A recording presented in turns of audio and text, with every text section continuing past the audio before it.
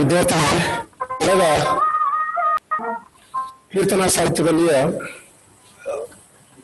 ಕನಕದಾಸರ ಹಾಗೂ ಪುರಂದರದಾಸರ ಎರಡು ಕೀರ್ತನೆಗಳನ್ನ ನೋಡಿದ್ವಿ. ಅದರಲ್ಲಿ ಇನ್ನೊಂದು ಪದ್ಯ ಇದೆ, ಅದು ನಂತರ ನೋಡೋಣ. ಈಗ ಜನಪದ ಸಾಹಿತ್ಯ ಮತ್ತು ತತ್ವಪದ ಕುರಿತಾಗಿ ನೋಡೋಣ. ಅಂದ್ರೆ ಜನಪದ ಸಾಹಿತ್ಯ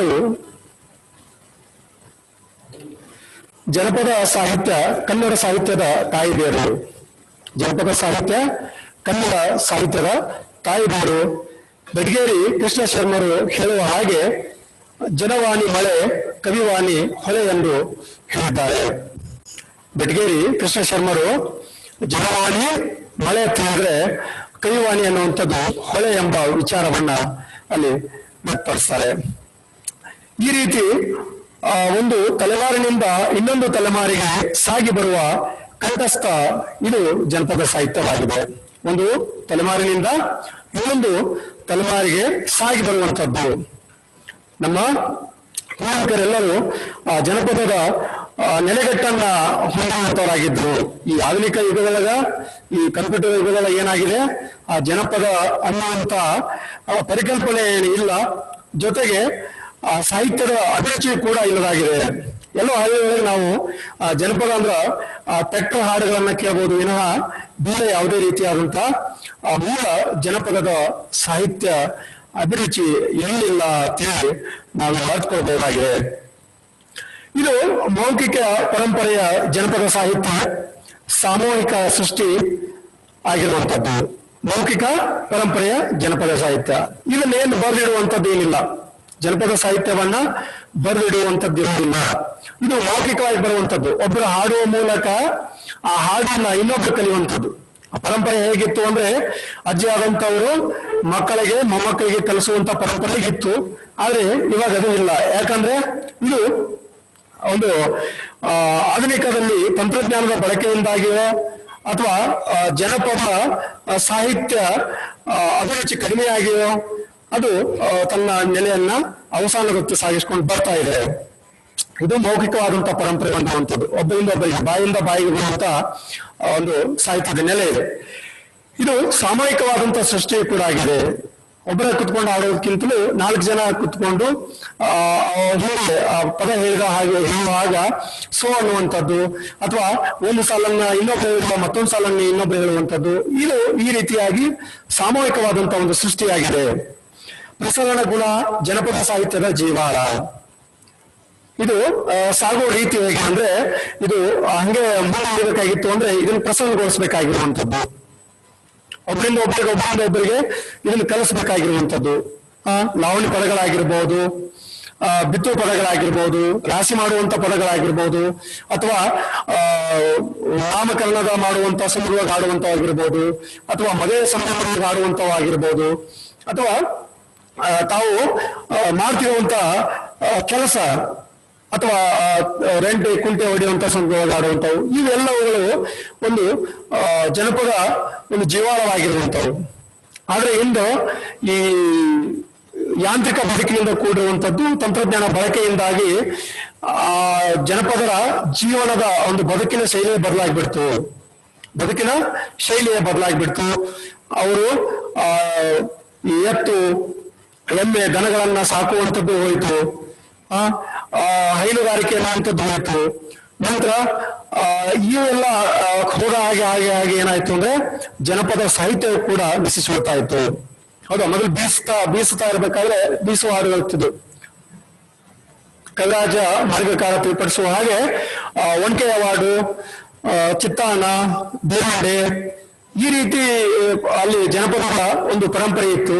ಇಲ್ಲಿ ಅದು ಒಂದು ತ್ರಿಪದಿಗೆ ಮಾತ್ರ ಸೀಮಿತ ಆಗಿಬಿಡ್ತದೆ. ಮುಂದೆ ಅದು ಬೆಳವಣಿಗೆ ಕಾಣಲಿಲ್ಲ.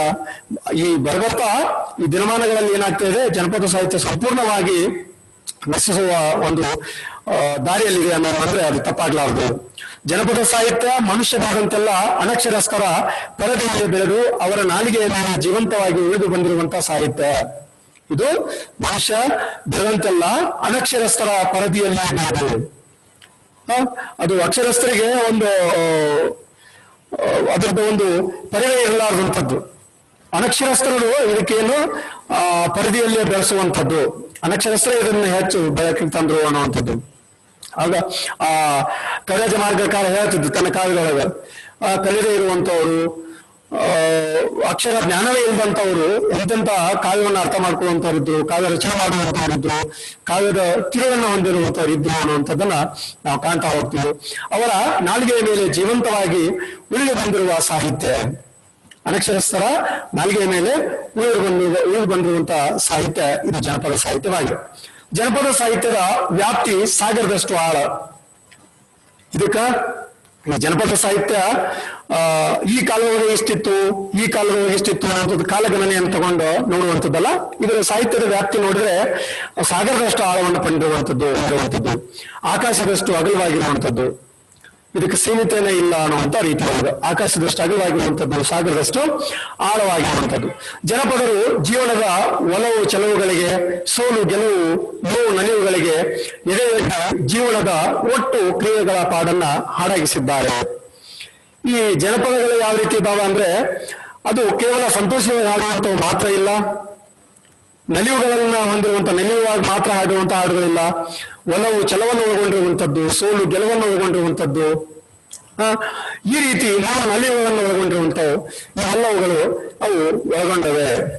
ಒಟ್ಟು ಎದೆಯಡ್ಡಿ ಜೀವನದ ಒಟ್ಟು ಕ್ರಿಯೆಗಳ ಪಾಡನ್ನ ಹಾಡಾಗಿಸಿದ್ದಾರೆ. ಜನಪದ ಸಾಹಿತ್ಯ ಬಹುಪಾಲನ್ನ ಪದ್ಯ ಪ್ರಕಾರ ವ್ಯಾಕರಿಸಿಕೊಂಡಿದೆ.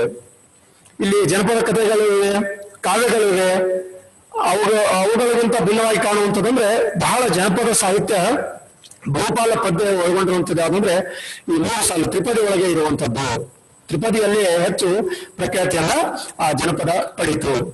ಮುಂದೆ ಜನಪದ ಪದ್ಯ ಸಾಹಿತ್ಯವನ್ನ ಗಂಡಸರ ಹಾಡು, ಹೆಂಗಸರ ಹಾಡು, ಮಕ್ಕಳ ಹಾಡುಗಳೆಂದು ಗುರುತಿಸಬಹುದು. ಯಾವ ಹಾಡುಗಳ ರೂಪ ಹೇಗಿದೆ ಅನ್ನುವಂಥದ್ದನ್ನ ಕಂಡುಕೊಂಡು ಇವು ಗಂಡಸರ ಹಾಡುವಂತಹ ಹಾಡುಗಳು, ಇವು ಹೆಂಗಸರ ಹಾಡುವಂತಹ ಹಾಡುಗಳು, ಇವು ಮಕ್ಕಳ ಹಾಡುವಂತಹ ಹಾಡುಗಳು ಅಂತ ಗುರುತಿಸಬಹುದು. ಇವುಗಳಲ್ಲಿ ಹಂತಿ, ಗೀಗಿ, ಹೋಳಿ, ಲಾವಣಿ, ಮೊಹರು, ಕೋಲಾಟ, ಡೊಳ್ಳಿನ ಹಾಡುಗಳು, ಸೋಬಾನೆ ಪದಗಳು, ಬೀಸುವ, ಕುಟ್ಟುವ ಹಾಡು, ಶಿಶುಪ್ರಾಸಗಳೆಂದು ವಿಭಜಿಸಲಾಗಿದೆ. ಈ ಜನಪದದಲ್ಲಿ ಬರುವಂತ ಸಾಹಿತ್ಯಕ ಪ್ರಕಾರಗಳು ಅಥವಾ ರೂಪಗಳು ಯಾವಂದ್ರೆ ಹಂತಿ ಕಟ್ಟುವಂತ ಸಂದರ್ಭ ಹಾಡುವಂಥದ್ದು, ಗೀಗಿ ಪದಗಳು, ಹೋಳಿ ಹಬ್ಬ ಆಚರಣೆ ಮಾಡುವಂತ ಅವಾಗ ಹಾಡ್ತಿರುವಂತಹ ಹಾಡುಗಳು, ಹೋಳಿ ಪದಗಳು, ಲಾವಣಿ ಪದಗಳು. ಲಾವಣಿ ಒಳಗೆ 2 ರೀತಿಯಾಗಿ ನಾವು ನೋಡ್ತಾ ಹೋಗ್ತೀವಿ. ಒಂದು ಹರದೇಶಿ ಮತ್ತು ಇನ್ನೊಂದು ಹರದೇಶಿ ಅನ್ನುವಂಥದ್ದು, ಇನ್ನೊಂದು ಯಾವುದು ಬರುತ್ತೆ ಅಂದ್ರೆ ಒಟ್ಟು 2 ಪ್ರಕಾರಗಳನ್ನ ಅವು 2 ಪ್ರಕಾರಗಳನ್ನ ಅಲ್ಲಿ ಹೇಳ್ತಾರೆ. ಯಾವುದು ಲಾವಣಿ ಒಳಗೆ. ಮುಂದೆ ಮೊಹರಂ ಹಾಡುಗಳಾಗಿರ್ಬೋದು, ಲಾವಣಿ ಒಳಗೆ 2 ಪ್ರಕಾರ, ಒಂದು ಹರದೇಶಿ ಮತ್ತು ಒಂದು ನಾಗೇಶಿ ಅನ್ನುವಂಥ, ಹರದೇಶಿ ಮತ್ತು ನಾಗೇಶಿ ಅನ್ನುವಂಥ 2 ಪ್ರಕಾರಗಳು. ಮುಂದೆ ಮೊಹರಂ ಹಾಡುಗಳು, ಕೋಲಾಟ, ಡೊಳ್ಳಿನ ಹಾಡುಗಳು, ಈ ಒಂದಿಷ್ಟು ನಮಗೆ ಸಿಗ್ತಾವ. ಡೊಳ್ಳಿನ ಪದಗಳು ಊರಾಗಿ ಏನು ಸಿಗ್ಬೋದು. ಮೊಹರಂ ಒಳಗ ಹಾಡುವಂತ ಹಾಡು ನನಗ್ ಗೊತ್ತಿರೋ ಪ್ರಕಾರ ಅದೇನು ದೇವರನ್ನ ಹೊಳೆ ಕಳಿಸಿ ಬರುವುದು ಅಂತ ಹೇಳ್ತಾರಲ್ಲ, ಆ ಹೊಳೆ ಕಳಿಸಿ ಬರ್ಬೇಕಾದ್ರೆ ಹಾಡ್ಕೊಂಡ್ ಬರುವಂತ ಹಾಡು ಒಂದು ಮೊಹರಂ ಹಾಡು ಆಗಿ ಉಳ್ಕೊಂಡಿದೆ ಅಷ್ಟೇ. ಅವು ಆಚರಣೆ ಒಳಗ ಪ್ರತಿದಿನ ಹಾಡುಗಳನ್ನ ಹಾಡ್ತಾ ಇದ್ರು ಅನ್ನುವಂಥದ್ದು. ಆ ದೇವರುಗಳನ್ನ ಕೂರಿಸಿದ ನಂತರ ಪ್ರತಿದಿನ ಒಂದೊಂದು ಹಾಡುಗಳು ಇರ್ತಾ ಇತ್ತು. ವಿಭಿನ್ನವಾಗಿರುವಂತ ಆಟವನ್ನ ಆಡ್ತಾ ಅವರು ಹೆಜ್ಜೆಯನ್ನು ಹಾಕುವಂಥದ್ದು ಇತ್ತು ಅಂತ ಹೇಳ್ತಾರೆ. ಆದ್ರೆ ಈಗ ಮೊಹರಂಕ್ಕೆ ಸಂಬಂಧಪಟ್ಟ ಹಾಗೆ ಕೊನೆಗೆ ಆ ದೇವರನ್ನ ಹೊಳೆ ಕಳಿಸಿ ಬರುವುದು ಅಂತ ಹೇಳ್ತಾರಲ್ಲ, ಆ ಕಳಿಸಿ ಬರುವಾಗ ಮಾತ್ರ ಹಾಡನ್ನ ಆಡ್ತಾರೆ ನಾವು, ಮತ್ತೆ ಎಲ್ಲಿ ಕಾಣೋದಿಲ್ಲ. ಕೋಲಾಟಗಳು ಇತ್ತು, ಅದು ಈಗ ಕಡಿಮೆ ಆಗಿದೆ. ಡೊಳ್ಳಿನ ಪದಗಳು ಎಲ್ಲೆಲ್ಲೋ ಒಂದಿಷ್ಟು ಹಳ್ಳಿಯೊಳಗೆ ಮಾತ್ರ ಉಳ್ಕೊಂಡಿದೆ. ಸೋಬಾನೆ ಪದಗಳು ಅಂತ ನಾಚಿ ನೀರಾಗಿ ಹೋದಂತ ರೀತಿ ಒಳಗ ಆ ಪದಗಳೇ ಇಲ್ಲ ಈಗ. ಎಲ್ಲಿ ಆಡ್ಬಿಟ್ರೆ ಎಲ್ಲಿ ನಾಚಿಕೆ, ಎಲ್ಲಿ ಪೂರ್ತಿ ಇದು ಆಗ್ತತೇನೋ ಅನ್ನುವಂತ ರೀತಿ ಒಳಗೆ ಅಷ್ಟೊಂದು ನಾಚಿಕೆ ಸ್ವಭಾವದ ಮನಸ್ಥಿತಿಯನ್ನು ಹೊಂದಿರುವಂತ ಈಗಿನ ಜನಸ್ತೋಮದಲ್ಲಿ ಇಂಥ ಪದಗಳಿಗೆ ಎಲ್ಲಿ ಸ್ಥಾನಗಳೇ ಇಲ್ಲ. ಸೋಬಾನೆ ಪದಗಳಾಗಿರ್ಬೋದು, ಬೀಸುವ ಹಾಡುಗಳಾಗಿರ್ಬೋದು, ಕುಟ್ಟುವ ಹಾಡುಗಳಾಗಿರ್ಬೋದು, ಶಿಶುಪ್ರಾಸಂಗಳೆಂದು ಮಕ್ಕಳಿಗೆ ಊಟ ತಿನ್ನಿಸ್ಬೇಕಾದ್ರೆ ಮಕ್ಕಳಿಗೆ ತಿನ್ನಿಸುವಂತ ಸಂದರ್ಭದೊಳಗಾಗಿರ್ಬೋದು, ಮಕ್ಕಳನ್ನು ಮಲಗಿಸುವಂತ ಸಂದರ್ಭದೊಳಗಾಗಿರ್ಬೋದು, ಹಾಡುವಂತ ಆ ಜೋಗಳ ಪದಗಳಾಗಿರ್ಬೋದು, ಊಟ ಮಾಡಿಸುವಂತ ಹಾಡುಗಳಾಗಿರ್ಬೋದು, ಎಲ್ಲವುಗಳು ಏನಾಗ್ಬಿಟ್ಟಾವು ಈಗ ಕಾಣೋದೇ ಇಲ್ಲ. ಈ ರೀತಿಯಾಗಿ ಇವುಗಳನ್ನು ವಿವರಿಸಿ ಬರ್ತಾರೆ. ಹಂತಿ, ಗೀಗಿ, ಹೋಳಿ, ಲಾವಣಿ, ಮೊಹರಂ, ಕೋಲಾಟ, ಡೊಳ್ಳಿನ ಹಾಡುಗಳು, ಸೋಬಾನೆ ಪದಗಳು, ಬೀಸುವ ಮತ್ತು ಕುಟ್ಟುವ ಹಾಡುಗಳು. ಮುಂದೆ ಆಧುನಿಕ ಯುಗದಲ್ಲಿ ಮೂಲ ಸ್ವರೂಪ ಕಳೆದುಕೊಂಡು ಕಣ್ಮರೆಯಾಗುತ್ತಿರುವ ಜನಪದ ಸಾಹಿತ್ಯ, ಸಂಸ್ಕೃತಿ, ಕಲೆ, ಕ್ರೀಡೆಗಳನ್ನ ಉಳಿಸಿ ದೇಶೀಯತೆಯನ್ನ ಮೆರೆಯುವುದು ಪ್ರತಿಯೊಬ್ಬರ ಜವಾಬ್ದಾರಿಯಾಗಿದೆ. ಈ ಜನಪದ ಸಾಹಿತ್ಯ ಅನ್ನುವಂಥದ್ದು, ಸಂಸ್ಕೃತಿ ಅನ್ನುವಂಥದ್ದು, ಕ್ರೀಡೆ ಮತ್ತು ಕಲೆ ಇವುಗಳನ್ನ ಉಳಿಸಿಕೊಂಡು ಆ ದೇಶೀಯತೆಯನ್ನ ಮೆರೆಯುವುದು ಪ್ರತಿಯೊಬ್ಬರ ಜವಾಬ್ದಾರಿಯಾಗಿದೆ. ಈಗ ಹೇಗೆ ಪ್ರಧಾನಮಂತ್ರಿಗಳು ಆತ್ಮನಿರ್ಭರ ಅನ್ನುವಂತ ಒಂದು ಆ ಯೋಜನೆಯನ್ನ ಸಕಾರಗೊಳಿಸ್ತಾ ಇದ್ದಾರಲ್ಲ, ಅಂದ್ರೆ ದೇಶೀಯತೆ ಉಳ್ಕೋಬೇಕು, ಭಾರತೀಯ ಪರಂಪರೆ ಅನ್ನುವಂಥದ್ದು ಹೇಗೆ ಉಳ್ಕೋಬೇಕು ಅನ್ನುವಂತ ಆತ್ಮನಿರ್ಭರ ಅನ್ನುವಂತ ಒಂದು ಯೋಜನೆಯನ್ನ ಹಾಕೊಂಡು ಎಲ್ಲವನ್ನ ಅದಕ್ಕೆ ಕೂಡಿಸ್ತಾ ಬರ್ತಾ ಇದಾರಲ್ಲ, ಆ ರೀತಿ ಇಲ್ಲಿ ಜನಪದ ಸಾಹಿತ್ಯ, ಸಂಸ್ಕೃತಿ, ಕಲೆ, ಕ್ರೀಡೆಗಳು ಏನು ಒಳಗೊಂಡವ ಅಂದ್ರೆ ದೇಶೀಯತೆಯನ್ನು ಒಳಗೊಂಡಿರುವಂತವು ಇದ್ದಾವೆ. ಇದು ಉಳಿಸ್ಕೊಂಡು ಹೋಗುವಂಥದ್ದು ಅಥವಾ ದೇಶೀಯತೆಯನ್ನ ಮೆರೆಯುವಂಥದ್ದು ಪ್ರತಿಯೊಬ್ಬ ಜವಾಬ್ದಾರಿಯಾಗಿರುವಂಥದ್ದು. ಇಷ್ಟು ಜನಪದದ ಸಾಹಿತ್ಯ ಸಂಕ್ಷಿಪ್ತವಾದಂತ ಪರಿಚಯನ ನೋಡಿದ್ವಿ. ಇನ್ನು ತತ್ವಪದಗಳು ಅನ್ನುವಂಥದ್ದು. ತತ್ವಪದಗಳಂದ್ರೆ ಕೇವಲ ಯಾವುದೇ ಒಂದು ಮತ ಪಂಥದ ತತ್ವಗಳನ್ನ ಪ್ರತಿಪಾದಿಸುವ ರಚನೆ ಮಾತ್ರವಲ್ಲ. ಈ ತತ್ವಪದ ಅಂದ್ರೆ ಕೇವಲ ಒಂದು ಜಾತಿ ಮತ ಪಂಥಗಳನ್ನ ಬಿಂಬಿಸುವಂತ ಹಾಡು ಅಲ್ಲ ಈ ತತ್ವಪದಗಳು. ಅದ ಈ ಶಿಶುನಾಳ ಶರೀಫರ ತತ್ವಪದಗಳು ಎಷ್ಟೋ ವಿಚಾರಗಳನ್ನ ವ್ಯಕ್ತಪಡಿಸ್ತಾ ಹೋಗ್ತವೆ. ಎಷ್ಟೋ ಅವರ ತತ್ವಪದಗಳ ಮೇಲೆ ಪಿಎಚ್ಡಿ ಸಹಿತ ಆಗಿರುವಂಥದ್ದು. ಅವರ ಒಂದೊಂದು ಪದಗಳಿಗೂ ವಿಶಾಲವಾದಂತಹ ವಿಚಾರವನ್ನು ಒಳಗೊಂಡಿರುವಂಥದ್ದು.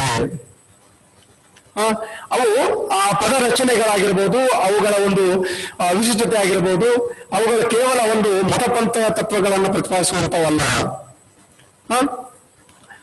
ಆ ರೀತಿಯಾದಂಥವುಗಳು ಅಂದ್ರೆ ತತ್ವಗಳನ್ನ ಬೀರುವಂತವು, ಜಾತಿ ಮತ ಪಂಥ ಯಾವುದಕ್ಕೂ ಸಂಬಂಧಪಡದೇ ಇರುವಂತ ಆಗಿರ್ತವೆ. ಅನುಭವದ ನಿಗೂಢತೆಯ ಜೊತೆಗೆ ತಮ್ಮ ಕಾಲದ ಸಾಮಾಜಿಕ, ಧಾರ್ಮಿಕ, ಸಾಂಸ್ಕೃತಿಕ, ರಾಜಕೀಯ ಬದುಕಿನ ಚಿತ್ರಗಳಿಗೆ ಸ್ಪಂದಿಸಿದ ಸಾಹಿತ್ಯಿಕ ರಚನೆಯಾಗಿದೆ. ಸಾಮಾಜಿಕ ಆಗಿರ್ಬೋದು, ಧಾರ್ಮಿಕ ಆಗಿರ್ಬೋದು, ಸಾಂಸ್ಕೃತಿಕ, ರಾಜಕೀಯ ಬದುಕಿನ ಚಿತ್ರಗಳಿಗೆ ಸ್ಪಂದಿಸಿದ ಸಾಹಿತ್ಯಿಕ ರಚನೆ ಇದಾಗಿದೆ. ಶಿಷ್ಟ ಸಾಹಿತ್ಯದಂತೆ ಕೆಲವು ಸಮಾಜದ ಮೇಲ್ವರ್ಗದವರ ಓದಿಗೆ ಸೀಮಿತವಾಗದೆ ಭಾರತೀಯ ಸಂಸ್ಕೃತಿಯ ಅತ್ಯಂತ ವಿಶಿಷ್ಟ ಅಭಿವ್ಯಕ್ತಿ ರೂಪವಾದಂತಹ ಮೌಖಿಕ ಮಾಧ್ಯಮದ ಅನುಪಮ ಸಾಧ್ಯತೆಗಳನ್ನ ಪರಿಣಾಮಕಾರಿಯಾಗಿ ದುಡಿಸಿಕೊಂಡ ರಚನೆಗಳಾಗಿವೆ ಅಥವಾ ರಚನೆಗಳಿವೆ. ಅಂದ್ರೆ ಇವು ಕೇವಲ ಒಂದು ಸ್ಥಿತ್ಯಂತರಕ್ಕೆ ಒಳಪಡದೇನೆ ಇವು ವಿಶಿಷ್ಟವಾದಂತಹ, ಶ್ರೇಷ್ಠವಾದಂತಹ ಸಾಹಿತ್ಯದ ನೆಲೆಯನ್ನ ಹೊಂದಿರುವಂತವು ಆಗಿವೆ. ಓಕೆ, ಈ ರೀತಿಯಾಗಿ ಅದು ಕೇವಲ ಶಿಷ್ಟ ಸಾಹಿತ್ಯಕ್ಕೆ ಅಥವಾ ಮೇಲ್ವರ್ಗದವರು ಓದಿಗೆ ಸೀಮಿತವಾಗಿರ್ತಾನೆ ಭಾರತೀಯ ಸಂಸ್ಕೃತಿಯ ಅತ್ಯಂತ ವಿಶಿಷ್ಟ ಅಭಿವ್ಯಕ್ತಿ ರೂಪವಾದಂತ ಈ ಮೌಖಿಕ ಮಾಧ್ಯಮದ ಅನುಪಮವಾದಂತಹ ಸಾಧ್ಯತೆಗಳನ್ನ ಇದು ಪರಿಣಾಮಕಾರಿಯಾಗಿ ಬಳಕೆ ಮಾಡಿಕೊಂಡು ರಚನೆಯಾಗಿದೆ. ತತ್ವಪದಗಳು ಜನಸಾಮಾನ್ಯರಿಗೆ ಬದುಕಿನ ರೀತಿ ನೀತಿಗಳನ್ನ ಹೇಳಿಕೊಟ್ಟಿವೆ. ತತ್ವಪದಗಳು ಏನಾಗಿವೆ? ಜನಸಾಮಾನ್ಯರಿಗೆ ಬದುಕಿನ ರೀತಿ ನೀತಿಗಳನ್ನ ಹೇಳಿಕೊಟ್ಟಿವೆ. ಆಧ್ಯಾತ್ಮಿಕ ಅರ್ಥವನ್ನ ತಿಳಿಸಿಕೊಟ್ಟಿವೆ. ಆಧ್ಯಾತ್ಮ ಅಂದ್ರೆ ಏನು ಅನ್ನುವಂಥದ್ದು ತಿಳಿಸಿಕೊಟ್ಟಿರುವಂಥದ್ದು ಕೂಡ ಈ ಜನಪದ ಸಾಹಿತ್ಯ. ನೈತಿಕ ಮಾರ್ಗದರ್ಶನ ನೀಡಿದೆ. ಹೇಗೆ ನಾವು ನಡ್ಕೋಬೇಕು, ಸಮಾಜದಲ್ಲಿ ನಮ್ಮ ಮನಸ್ಥಿತಿಗಳು ಹೇಗಿರ್ಬೇಕು, ನಾವು ಸಮಾಜದ ಮುಖಿಯಾಗಿ ಹೇಗೆ ಬದುಕನ್ನು ಸಾಕಾರಗೊಳಿಸ್ಕೋಬೇಕು, ಈ ಎಲ್ಲ ನೆಲೆಗಳನ್ನ ಅದು ಹೊಂದಿರುತ್ತದೆ. ಬುದ್ಧಿಗೆ ತುಷ್ಟಿಯನ್ನ, ಭಾವಕ್ಕೆ ಪುಷ್ಟಿಯನ್ನ ಒದಗಿಸಿದೆ. ಬುದ್ಧಿಗೆ ತುಷ್ಟಿಯನ್ನು ನೀಡುವಂಥದ್ದು, ಭಾವಕ್ಕೆ ಪುಷ್ಟಿಯನ್ನ ಕೊಟ್ಟಿರುವಂತ ಇವು ಸಾಹಿತ್ಯದ ನೆಲೆಯನ್ನ ಹೊಂದಿರುವಂತವಾಗಿದೆ. ಪಾಶ್ಚಾತ್ಯ ಸಂಸ್ಕೃತಿಯ ಮೋಹಕ್ಕೆ ಒಳಗಾಗಿರುವುದಕ್ಕಿಂತ ಪೂರ್ವದಲ್ಲಿ ನಮ್ಮ ದೇಶಿ ಸಂಸ್ಕೃತಿ ಹೇಗಿತ್ತು ಎಂಬುದನ್ನ ಈ ತತ್ವಪದಗಳಿಂದ ಗುರುತಿಸಬಹುದು. ಜನಪದ ಪದ ಮತ್ತು ತತ್ವಪದಗಳಿಂದ ನಾವು ಪಾಶ್ಚಾತ್ಯ ಸಂಸ್ಕೃತಿಯ ಮೋಹಕ್ಕೆ ಹೋಗ್ದೇನೆ ಅಲ್ಲ, ಈ ಪಾಶ್ಚಾತ್ಯರ ಒಂದು ಮೋಹಕ್ಕೆ ಹೋಗ್ದೇನೆ ಅವುಗಳನ್ನ ಅಳವಡಿಸಿಕೊಳ್ಳಾರ್ದೇನೆ ಅವುಗಳ ಒಳಗಾಗೋಕ್ಕಿಂತ ಪೂರ್ವದಲ್ಲಿ ನಮ್ಮ ದೇಶೀಯ ಸಂಸ್ಕೃತಿ ಹೇಗಿತ್ತು, ನಮ್ಮ ದೇಶೀಯ ಸಂಸ್ಕೃತಿಯ ಮೋಹಕ್ಕೆ ಒಳಗಾಗೋಕ್ಕಿಂತ ಯಾವುದು ಪಾಶ್ಚಿಮಾತ್ಯಕ್ಕಿಂತ ನಮ್ಮ ದೇಶೀಯ ಸಂಸ್ಕೃತಿ ಹೇಗಿದೆ, ಅದು ಹೇಗೆ ವಿಭಿನ್ನ ರೀತಿಯಾದಂಥದ್ದು, ಎಷ್ಟು ವಿಚಾರಧಾರೆಗಳನ್ನು ಒಳಗೊಂಡಿದೆ, ಎಲ್ಲ ಈ ತತ್ವಪದಗಳನ್ನ ಗುರುತಿಸುವಂಥದ್ದು ಇದಾಗಿದೆ ಅನ್ನುವಂಥದ್ದನ್ನು ನಾವು ಅರ್ಥಕೊಂಡಾಗ ಮಾತ್ರ ಈ ತತ್ವಪದಗಳಾಗಿರ್ಬೋದು ಮತ್ತು ಜನಪದ ಕಲಾವಾಗಿರ್ಬೋದು ಅವುಗಳನ್ನ ನಿವಾರಿಸಿಕೊಂಡು ಹೋಗಕ್ಕೆ ಸಾಧ್ಯ ಇದೆ. ಪಶ್ಚಿಮದ ಗಾಳಿಗೆ ಸಮರ್ಥವಾಗಿ ಎದೆಯೊಡ್ಡಿ ನಿಂತು ಅದನ್ನ ಜೀರ್ಣಿಸಿಕೊಂಡು ಬೆಳೆವ ಅಚ್ಚರಿಯನ್ನ ತತ್ವಪದಗಳಲ್ಲಿ ಕಾಣಬಹುದು. ಅವುಗಳನ್ನ ನಮ್ಮ ಬದುಕಿನುದ್ದಕ್ಕೂ ಅಳವಡಿಸಿಕೊಳ್ಳಬಹುದಾಗಿದೆ. ಗೇಯ ರಚನೆಯಾಗಿರುವಂತಹ ತತ್ವಪದಗಳು ಇಂದಿಗೂ ನಮ್ಮ ಹಳ್ಳಿಗಳಲ್ಲಿ ಭಜನಾ ಮೇಳಗಳ ಮೂಲಕ ಸಾಮೂಹಿಕವಾಗಿಯೂ ಏಕತಾರಿ ತಂಬೂರಿನೊಂದಿಗೆ ಹಾಡುವುದರ ಮೂಲಕ ವೈಯಕ್ತಿಕ ನೆಲೆಯಲ್ಲಿಯೂ ಜೀವಂತವಾಗಿವೆ. ಅವಾಗ ರಚನೆಯಾಗಿರುವಂತಹ ತತ್ವಪದಗಳು ಇನ್ನೂ ಕೂಡ ಹಳ್ಳಿಗಳೊಳಗ ಭಜನಾ ಪದಗಳಾಗಿಯೋ ಏಕತಾರಿಯಾಗಿಯೋ ತಂಬೂರಿಗಳೊಂದಿಗೆ ಹಾಡುವುದರ ಮೂಲಕ ಅವು ತಮ್ಮ ವೈಯಕ್ತಿಕ ನೆಲೆಯನ್ನ ಗುರುತಿಸಿಕೊಂಡಿವೆ ಅಥವಾ ಜೀವಂತವಾಗಿ ಮುನ್ನಡೆತಾ ಇದ್ದಾರೆ. ಎಲ್ಲ ಜಾತಿಯ ಜನರಿಗೆ ಅನ್ವಯವಾಗುವ ತತ್ವಪದಗಳಿಗೆ ಕನ್ನಡ ಸಾಹಿತ್ಯದಲ್ಲಿ ವಿಶೇಷವಾದಂತಹ ಒಂದು ಸ್ಥಾನವಿದೆ. ತತ್ವಪದಗಳಿಗೆ ಒಂದು ವಿಶೇಷವಾದಂತಹ ಸ್ಥಾನವಿದೆ. ಅವು ತಮ್ಮದೇ ಆದಂತಹ ಒಂದು ನೆಲೆಯನ್ನು ಕೂಡ ಹೊಂದಿರುವಂತವು ಆಗಿರ್ತಾವು. ಅವು ತಮ್ಮದೇ ಆದಂತಹ ಒಂದು ನೆಲೆಯನ್ನ ಕೂಡ ಅವು ಹೊಂದಿರ್ತಾವು. ಇಷ್ಟು ಸಾಹಿತ್ಯದ ನೆಲೆಯನ್ನು ನಾವು ಗುರುತಿಸಬಹುದಾಗಿದೆ. ರಚನೆ ಎಂಬುದು ಅಥವಾ ಅದು ಕಂಡುಕೊಂಡಿರುವಂತದ್ದು ರಚನೆ ಅಥವಾ ತತ್ವಪದಗಳ ಒಂದು ಬಳಕೆ, ಅವುಗಳು ಹೇಗೆ ಜೀವನದಲ್ಲಿ ಅಥವಾ ಅವುಗಳು ಈಗ ಆಧುನಿಕವಾಗಿ ಯಾವ ರೀತಿ ಬಳಕೆ ಮಾಡ್ಕೊಳ್ತಾ ಇದ್ದೀವಿ ಅನ್ನುವಂಥದ್ದನ್ನು ಕೂಡ ನಾವು ನೋಡ್ತಾ ಹೋಗ್ಬೋದು. ಇಷ್ಟು ಜನಪದ ಸಾಹಿತ್ಯದ ರೂಪರೇಷೆ ಮತ್ತು ಆ ತತ್ವಪದಗಳನ್ನ ಕುರಿತು ನೋಡ್ಕೊಂಡ್ವಿ. ಇನ್ನ ಮುಂದೆ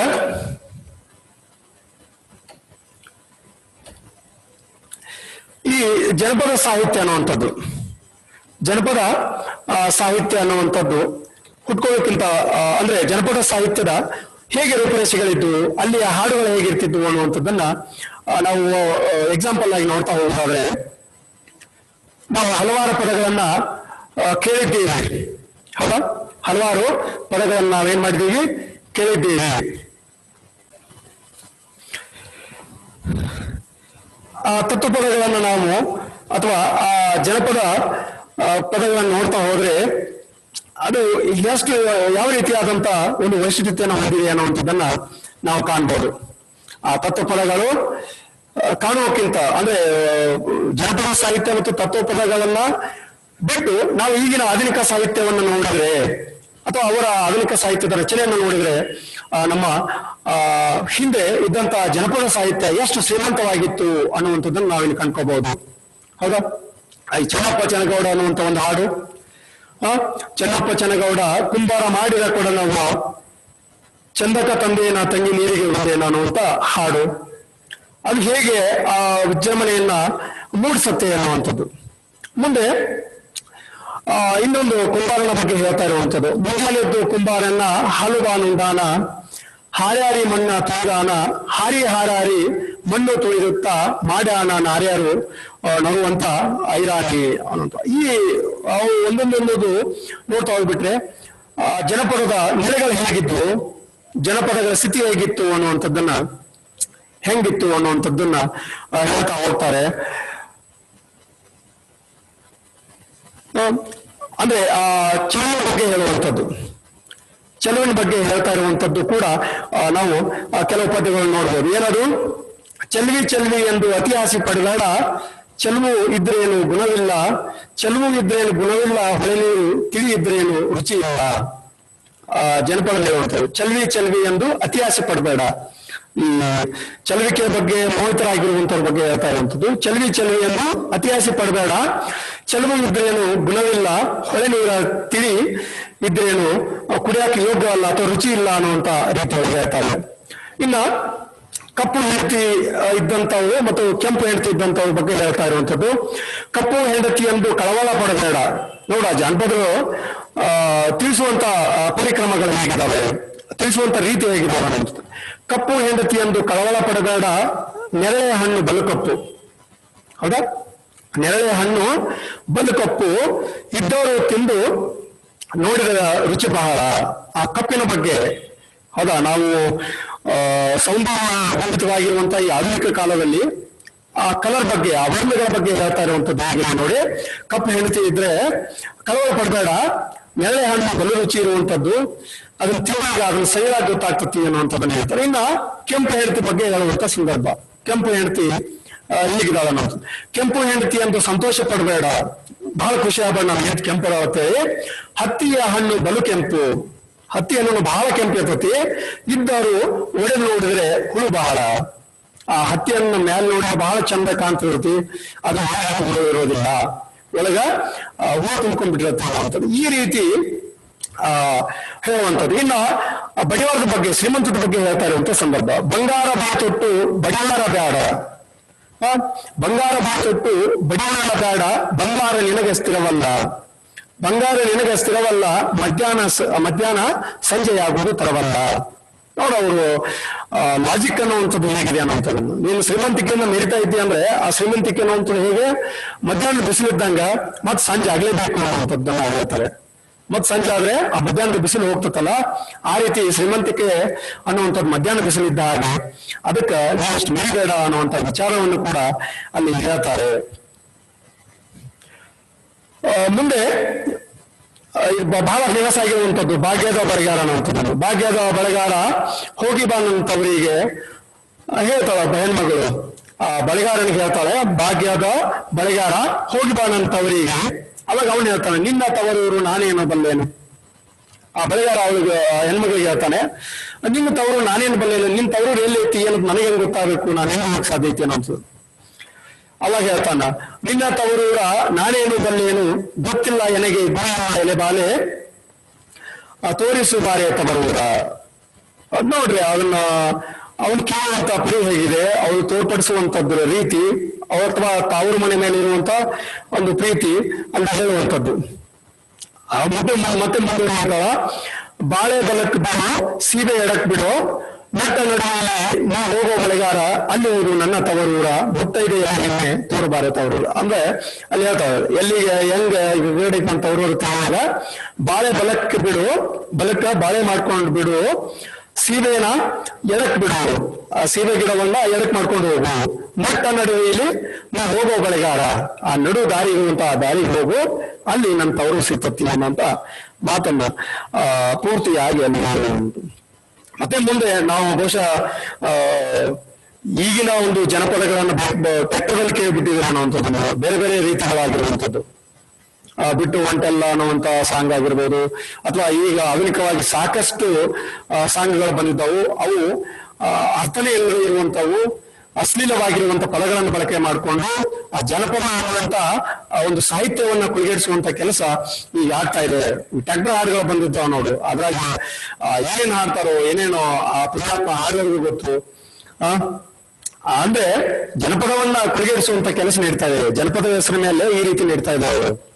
ಇಲ್ಲಿ ಚೆಲ್ಲಿದರು ಮಲ್ಲಿಗೆ ಅನ್ನುವಂಥದ್ದನ್ನು, ಚೆಲ್ಲಿದರು ಮಲ್ಲಿಗೆಯ ಬಾಣಾಸೂರ್ಯರಿ ಮೇಲೆ ಅಂದಾದ ಚಂದಾದ ಮಾಯಿಗಾರ ಮಾದೇವ್ಗೆ ಚೆಲ್ಲಿದರು ಮಲ್ಲಿಗೆ. ಆ ಪದಗಳ ಜೋಡಣೆ ಅನ್ನುವಂಥದ್ದು ನೋಡ್ಬೋದು, ಅಥವಾ ಆ ಪದಗಳಿಗಿರುವಂತ ಅರ್ಥ ವೈಶಿಷ್ಟ್ಯತೆಯನ್ನು ನೋಡಿದ್ರೆ ನಾವು ಗೊತ್ತಾಗ್ತದೆ.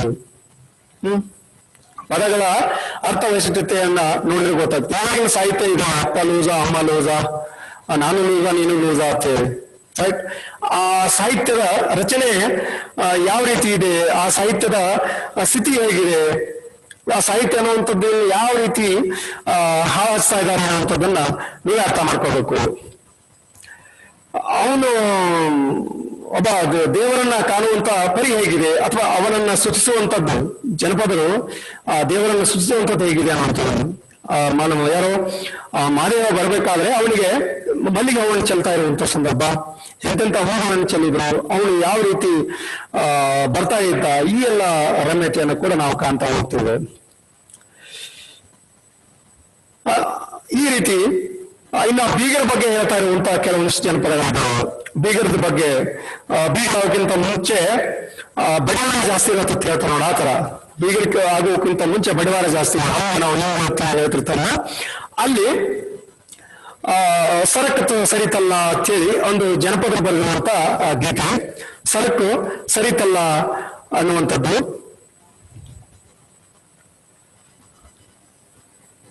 ಆ ಸರಕು ಸರಿತಲ್ಲ ಅನ್ನುವಂತ ಪದ್ಯ ಇಲ್ಲಿ ನೋಡೋದಾದ್ರೆ,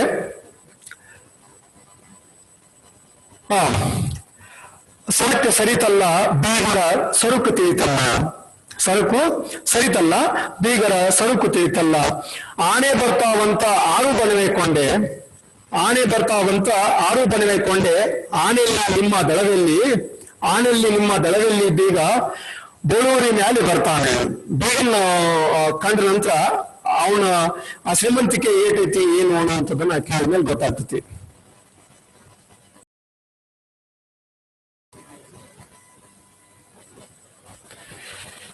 ಅಂದ್ರೆ ಆ ರೀತಿಯಾಗಿ ಆ ಬೀಗನ ಸ್ಥಿತಿಯನ್ನ ಹೇಳುವಂಥದ್ದು. ಆನೆ ಬರ್ತಾವತ್ ಹೇಳಿ ನಾನೇನ್ ಮಾಡಿದೆ, 6 ಬಣವೆ ಕೊಂಡಿದ್ದೆ, ಆನೆನೂ ಬರಲಿಲ್ಲ, ನಿಮ್ಮ ದಳನೂ ಇಲ್ಲ ಅನ್ನುವಂತ ರೀತಿ.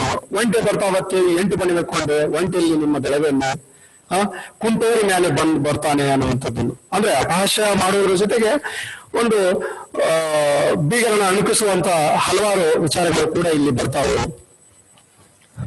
ಈ ರೀತಿ ಎಲ್ಲ ವಿಷಯ ವಸ್ತುವನ್ನು ಇಟ್ಟುಕೊಂಡು ಜನಪದರು ಹೇಳುವಂಥದ್ದು.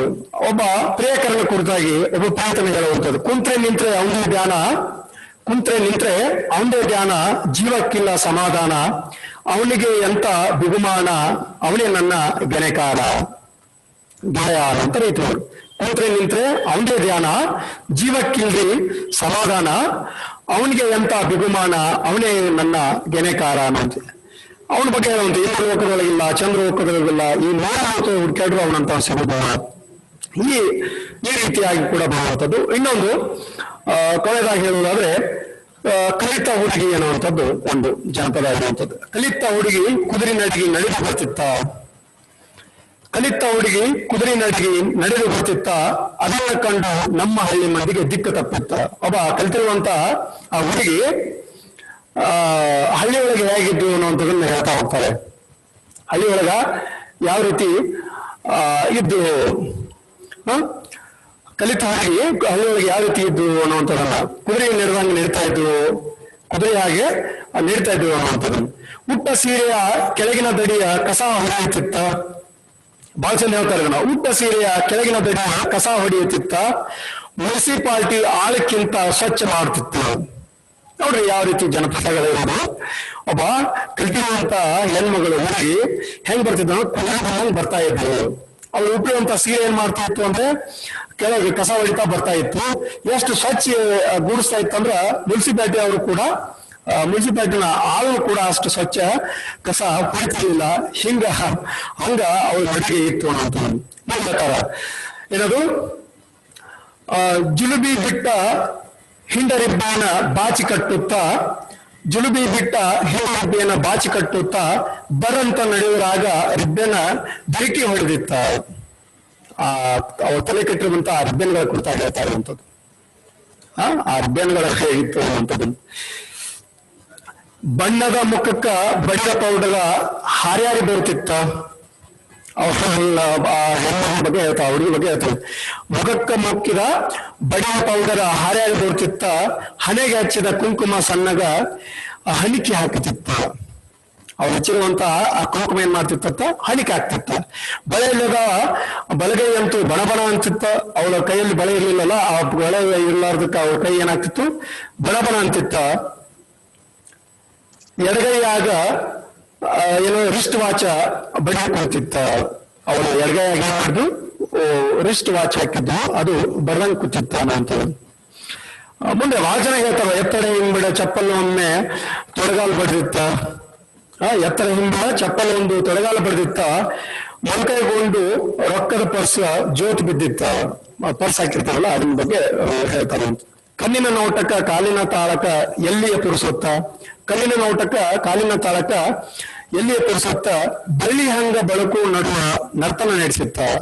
ಅವ್ರು ಹೇಗೆ ಕಾಣ್ತಿದ್ದೇವೆ ಅನ್ನೋದು. ಇಷ್ಟು ಈ ರೀತಿಯಾಗಿ ಹಲವಾರು ಪದ್ಯಗಳನ್ನ ಜನಪದರು ತಮ್ಮದೇ ಆದಂತ ಒಂದು ನೆಲೆಯಲ್ಲಿ ಹೇಳ್ತಾ ಇದ್ರು. ಅವು ಒಂದು ನೆಲೆಯನ್ನ ಹೊಂದಿದ್ವು. ಇಷ್ಟು ಈ ರೀತಿ ಅಂದ್ರೆ ಜನಪದ ಅನ್ನುವಂಥವು ಹೇಗಿರ್ತಾವು, ಜನಪದದ ನೆಲೆಗಳು ಹೇಗಿದ್ದಾವು ಅನ್ನುವಂಥದ್ದನ್ನ ನಾವೇ ಅರ್ಥ ಮಾಡ್ಕೊಂಡ್ವಿ. ತ್ರಿಪದಿ ಅಂದ್ರೆ ಏನು ಎಂತ ಅನ್ನುವಂಥದ್ದನ್ನ 2 ಲೈನ್ ನೋಡ್ತಾ ಹೋಗೋಣ.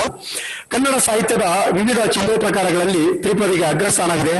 ಸುಮಾರು ಕ್ರಿಸ್ತಶಕ 700ರಲ್ಲಿದ್ದ ಬದಾಮಿ ಶಾಸನದಲ್ಲಿ ಕನ್ನಡದ ಮೊಟ್ಟ ಮೊದಲ ತ್ರಿಪದಿ ನಾಮದ ಲಭ್ಯವಾಗಿದೆ. ಕನ್ನಡದ ಮೊದಲ ಲಭ್ಯವಾಗಿರುವಂತಹ ತ್ರಿಪದಿ ಯಾವುದು ಅಂದ್ರೆ ಕ್ರಿಸ್ತ ಶಕ 700 ಬಾದಾಮಿ ಶಾಸನದಲ್ಲಿ ಕಂಡಂತಹ ಮೊಟ್ಟ ಮೊದಲ ತ್ರಿಪದಿ ನಮಗೆ ಲಭ್ಯವಾಗಿರುವಂತದ್ದು. ನಾಗವರ್ಮನು ತನ್ನ ಚಂದ್ರಪುರಿ ಅದೇ ಯಾವುದು ಸಾಧುಂಗೆ ಸಾಧು ಮಾಧುರಂಗೆ ಮಾಧುರಂ ಬಾಧಪ ಕಲೆಗೆ ಕಲಿಯುವ ಪಿರದನ್ ಮಾಧವನಿ ತನ್ ಪೆರನಲ್ಲ ಅನ್ನುವಂತ ಶಾಸನದ ಕೆತ್ತಿರುವಂತದ್ದು ಬಾದಾಮಿ ಶಾಸನದವರು. ಬಾದಾಮಿ ಬೆಟ್ಟದಲ್ಲಿ ಆ ಶಾಸನ ಇದೆ. ಕ್ರಿಸ್ತಕ 700ರಲ್ಲಿ ಕೆತ್ತಿರುವಂತದ್ದು. ಅದು ತ್ರಿಪದಿ ರೂಪದೊಳಗೆ ಸಿಕ್ಕಿರುವಂತ ಮೊದಲನೇ ಅಂತ ತ್ರಿಪದಿ ಅಂತ ನಾವು ಗುರುತಿಸ್ತೀವಿ. ನಾಗವರ್ಮನು ತನ್ನ ಚಂದ್ರಪುರಿಯಲ್ಲಿ ತ್ರಿಪದಿಯ ಲಕ್ಷಣವನ್ನ ಹೇಳಿದ್ದಾರೆ. ನಾಗವರ್ಮ ಏನ್ ಮಾಡಿದಾನೆ, ತನ್ನ ಚಂದ್ರಗುಡಿಯಲ್ಲಿ ತ್ರಿಪದಿಯ ಲಕ್ಷಣವನ್ನ ಹೇಳಿದ್ದಾನೆ. ತ್ರಿಪದಿಯು 3 ಪಾದಗಳನ್ನು ಒಳಗೊಂಡಿದ್ದು ಒಟ್ಟು 11 ಗಣಗಳಿಂದ ಕೂಡುತ್ತದೆ. ತ್ರಿಪದಿ ಏನೈತಲ್ಲ 3 ಸಾಲುಗಳಿಂದ ಕೂಡಿರುವಂತದ್ದು, ಒಟ್ಟು 11 ಗಣಗಳಿಂದ ಕೂಡಿರುವಂತದ್ದು. ಅಂಶಗಣ ಹಾಗೂ ಮಾತ್ರಾಗಣಗಳ 2 ತ್ರಿಪದಿಯನ್ನ ಕಾಣಬಹುದು. ಅಂಶಗಣದೊಳಗೂ ತ್ರಿಪದಿ ಕಾಣ್ತೀವಿ, ಮಾತ್ರಾಗಣದೊಳಗೂ ತ್ರಿಪದಿ ಕಾಣ್ತೀವಿ. ಇದು ಅಂಶಗಣವೇ ಪ್ರಧಾನ ಛಂದಸ್ಸಿನ ಛಂದಸ್ಸಿರುವಂತಹ ಹಾಡುಗಬ್ಬವಾಗಿದ್ದು, ಇದು ಅಂಶಗಣವೇ ಪ್ರಧಾನವಾಗಿರುವಂತಹ ಛಂದಸ್ಸಿನ ಹಾಡುಗಬ್ಬವಾಗಿದ್ದು, ಹಾಡುವಾಗ ಮೊದಲ 2 ಪಾದಗಳಲ್ಲಿಯ 7 ಗಣಗಳವರೆಗೆ ಒಂದು ಘಟಕವನ್ನಾಗಿ ಹಾಡಿ, ಅನಂತರ 8ನೆಯ ಗಣದೊಂದಿಗೆ ಅದರ ಹಿಂದಿನ 3 ಗಣಗಳನ್ನ ಸೇರಿಸಿಕೊಂಡು ಪುನರಾವರ್ತನೆ ಸಮೇತ 4ನೇ ಪಾದವನ್ನ ನಾವು ಏನ್ ಮಾಡ್ಬೇಕಾಗ್ತೈತಿ, ಹಾಡ್ಬೇಕಾಗ್ತೈತಿ. ಆದಿಪ್ರಾಸವನ್ನ ಒಳಗೊಂಡಿದ್ದು ಮೊದಲ ಪಾದದಲ್ಲಿ ಒಳಪ್ರಾಸವಿರುತ್ತದೆ. ತ್ರಿಪದಿಯನ್ನ ತ್ರಿವಿಧಿ, ತ್ರಿವಿಧಿ, ತ್ರಿವದಿ ಎಂಬ ಹೆಸರುಗಳಿಂದ ಕರೀತಾರೆ. ತ್ರಿಪದಿಯನ್ನ ತ್ರಿವಿಧಿ, ತ್ರಿವಿಧಿ, ತ್ರಿವದಿ ಎನ್ನುವಂತ ರೀತಿಯೊಳಗೂ ಕೂಡ ಕರೀತಾರೆ. ಜನಪದ ಸಾಹಿತ್ಯದಲ್ಲಿ ತ್ರಿಪದಿಗಳ ಭಾವಗಳು ರಮ್ಯಾಭಿವ್ಯಕ್ತಿಗೆ ಅನುಗುಣವಾಗಿ ಹೊರಹೊಮ್ಮಿದೆ. ಜನಪದೊಳಗ ಅದೇ ಹೇಳಿದ್ನಲ್ಲಿ ಎನ್ಕ ತನಕ ಬಹಳ ಭಾವಾಭಿನಯವಾಗಿರುವಂತವು, ಆ ರಮ್ಯಾಭಿವ್ಯಕ್ತಿಯನ್ನು ಹೊಂದಿರುವಂತವು. ಅಪಾರವಾದಂತ ಲೋಕಾನುಭವ ಹೊಂದಿದ ಜನಪದರು ತಮ್ಮ ದುಡಿಮೆಯ ಸಮಯದಲ್ಲಾಗಲಿ, ಶುಭ ಕಾರ್ಯಗಳಲ್ಲಾಗಲಿ, ಜಾತ್ರೆ ಉತ್ಸವಗಳಲ್ಲಾಗಲಿ ಸಾಹಿತ್ಯಕ ಅರಿವಿಲ್ಲದೆ ಮನೋರಂಜನೆಗಾಗಿ ರಚಿಸಿದ ಹಾಡು. ಆ ಸಾಹಿತ್ಯ ರೂಪರೇಷೆ ಹೇಗಿರ್ಬೇಕು ಎಂತ ಅನ್ನುವಂಥದ್ದು ಏನು ಅವ್ರು ಗೊತ್ತಿಲ್ಲ. ಆದ್ರೆ ಅವ್ರು ರಚನೆ ಮಾಡಿರುವಂತದ್ದು, ರಚನೆ ಏನಿದೆಯಲ್ಲ ಬಹಳ ಮನೋರಂಜನೀಯವಾಗಿ ಇರುವಂತದ್ದು. ಕುಣಿತ ಆಚರಣೆಗಳ ಜನಪದ ಸಾಹಿತ್ಯಿಕವಾಗಿ ಹೊರಹೊಮ್ಮಿವೆ. ಹೀಗೆ ಹುಟ್ಟಿಕೊಂಡ ಜನಪದ ಗೀತೆ ಪ್ರಕಾರಗಳು ಜನಪದ ಬದುಕಿಗೆ ಕೈಗನ್ನಡ ಇರ್ತಿವೆ. ಹೆಣ್ಣಿನ ಬದುಕಿನ ಮೌಲ್ಯಗಳನ್ನ ಬಿಂಬಿಸುವಲ್ಲಿ ಜನಪದ ತ್ರಿಪದಿಗಳು ಅಗ್ರಸ್ಥಾನವನ್ನ ಪಡೆದುಕೊಂಡಿವೆ. ಇಷ್ಟು ಈ ತ್ರಿಪದಿಯ ಇತಿಹಾಸವನ್ನ ಸಂಕ್ಷಿಪ್ತವಾಗಿ ನೋಡಿದ್ವಿ. ನಂತರ ಜನಪದ ಸಾಹಿತ್ಯವನ್ನು ನೋಡಿದ್ವಿ, ತತ್ವ ಪದಗಳನ್ನು ನೋಡಿದ್ವಿ, ಒಂದಿಷ್ಟು ಜನಪದ ಪದ್ಯಗಳನ್ನು ಕೂಡ ನೋಡಿದ್ವಿ, ಜನಪದೆಯ ಕಾವ್ಯಗಳನ್ನು ಕೂಡ ನೋಡಿದ್ವಿ, ಯಾವ ರೀತಿಯಾಗಿ ರಚನೆಗೊಂಡಿರ್ತಾವು, ಆ ರೂಪರೇಷೆಗಳು ಹೇಗಿರ್ತಾವು, ಆ ಪರಿಕಲ್ಪನೆ ಅನ್ನುವಂಥದ್ದು ಹೇಗೆ ಕೊಡುತ್ತೆ, ಈ ಎಲ್ಲ ವಿಚಾರಗಳನ್ನ ನಾವು ಕಂಡುಕೊಂಡಿದ್ವಿ. ಮುಂದಿನ ತರಗತಿಯೊಳಗ ಈ ಚಿಕ್ಕಾಗ ಚಲವ ಚಂದ್ರಾಮ ಅನ್ನುವಂತ ಜನಪದಿಯ ತ್ರಿಪದಿಯನ್ನ ನೋಡೋಣ. ಎಲ್ರಿಗೂ ಒಳ್ಳೆಯದಾಗಿ. ಧನ್ಯವಾದಗಳು.